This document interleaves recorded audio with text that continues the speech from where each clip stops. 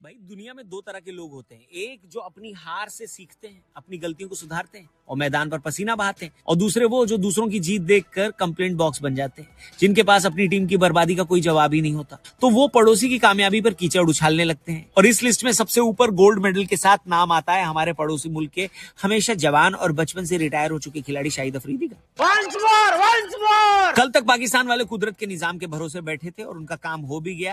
New Zealand हार गई, England जीत गई, यानी अभी भी पाकिस्तान के सेमीफाइनल में पहुंचने के चांसेस तो हैं। लेकिन वही शाहिद अफरीदी ने अचानक इंटरनेशनल क्रिकेट की इंटीग्रिटी की चिंता होने लगी उन्हें। अफरीदी का कहना है कि इंडिया सेमीफाइनल के लायक है ही नहीं। लाला का कहना है कि वेस्टइंडीज हमसे ज्यादा सेमीफाइनल स्पॉट डिजर्व करती है। तुम एक नंबर क्या हो? देखो अफरीदी, वेस्टइंडीज और भारत में से कौन सेमीफाइनल में जगह डिजर्व करता है, इसके लिए 1 तारीख का मैच तो हमें देखना ही पड़ेगा, इंतजार करना पड़ेगा। और तुम इतना तो समझ ही चुके होगे कि जो डिजर्व नहीं करता वो सेमीफाइनल से लगभग निकल ही चुका है, क्योंकि आज के मैच में पाकिस्तान को तो मैच में 64 रन से श्रीलंका को हराना है, या फिर 13.5 ओवर। शाहिद अफरीदी ने एक इंटरव्यू में जो जहर उगला है, जरा उसके पॉइंट्स को गौर से सुनिए। अफरीदी कहते हैं कि इंडिया सेमीफाइनल डिजर्व नहीं करती क्योंकि उन्होंने सिर्फ छोटी छोटी टीमों को हराया, बड़ी टीमों के खिलाफ उनकी पोल खुल जाती है। वाह लाला वाह, ये वही लाला है जिनकी टीम इसी वर्ल्ड कप में नीदरलैंड जैसी छोटी टीम से हारते हारते बची। ये वही टीम है जिसे पिछले वर्ल्ड कप में यूएसए ने पेल दिया था और उसके पिछले वर्ल्ड कप में जिम्बाब्वे ने ठोक दिया था। अंधेर नगरी चौपट राजा है, मतलब इंडिया ने सिर्फ एसोसिएट नेशंस को हराया, ऐसा अफरीदी कह रहा है।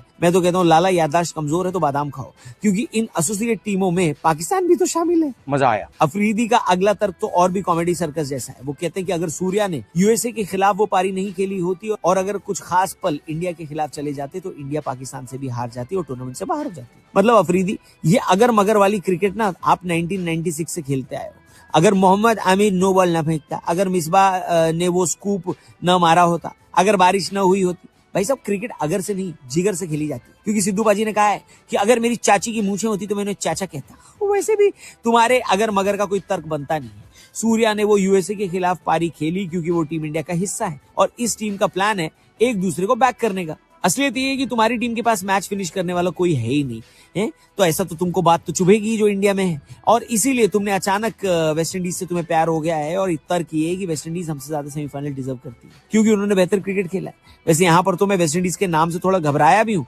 क्योंकि T20 वर्ल्ड कप के इतिहास में वेस्टइंडीज कोलकाता में कभी हारी नहीं है। मेरे को तो ऐसा धक धक हो रहा है। देखा जाए तो वेस्टइंडीज ने ग्रुप स्टेज में अच्छा किया, लेकिन सुपर 8 में जैसे ही प्रेशर आया वो जीता हुआ मैच भी गंवा बैठे। और इंडिया ने साउथ अफ्रीका से हारने के बाद जिस प्रोफेशनल तरीके से वापसी की है उसे कहते हैं कैरेक्टर, जो कि अफरीदी तुम में और पाकिस्तान दोनों में मिसिंग है। मतलब अफरीदी को सच अपनाना सीखना चाहिए ताकि सुबह उठकर आईना देखें तो खुद को गाली देने का मन करे इन्हें। तो अफरीदी, 1 मार्च को इंडिया और वेस्टइंडीज का आमना सामना है। आपने कहा ना वेस्टइंडीज ज्यादा डिजर्व करती है, तो 1 मार्च को टीवी के सामने बैठना। अगर इंडिया ने वेस्टइंडीज को हराकर सेमीफाइनल का टिकट फाइनल किया तो क्या आप ये मानेंगे कि इंडिया डिजर्व करती है, या फिर तब भी कोई नया बहाना ढूंढ कर लाएंगे कि वेस्टइंडीज के खिलाड़ियों को आईपीएल का डर था इसीलिए वो हार गए हैं? हकीकत ये है कि इंडिया कंसिस्टेंट है। एक आध मैच बीच में बिगड़ जाता है लेकिन फिर सब कुछ पटरी पर आ जाता है, क्योंकि हमारे पास बुमराह जैसा बॉलर है जो किसी भी सिचुएशन में मैच पलट सकता है। हमारे पास अर्शदीप है, हार्दिक है। शाहिद अफरीदी को कायदे से जलन हो रही है क्योंकि इंडिया वर्ल्ड कप डिफेंड करने की तरफ आगे बढ़ रही है अपने ही घर में, और पाकिस्तान सेमीफाइनल में जाने के लिए जूझ रही है।